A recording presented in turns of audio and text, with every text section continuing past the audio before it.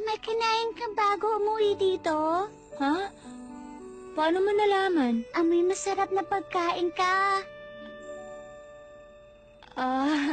Ganun ba? Kumain ako ng beef tangsukong kanina. Gertrude, pasensya na. Nakalimutan ko. Kung naalala kita, nakapagdala sana ako. Delmar, kasi nabalitaan ko. Pumunta ka raw doon kina Gregor Park. Opo. Doon kasi nakatira yung isa kong kaibigan. Kaibigan? Kung gano'n, nakita mo na yung chairman na sinasabing may-ari ng bahay? Opo, siya yung papa ng kaibigan ko. Kasabay namin siya kumain. Anak yung bang chairman ayaw niya ba sa'yo? Hindi po. Ang bait nga po niya sa akin eh.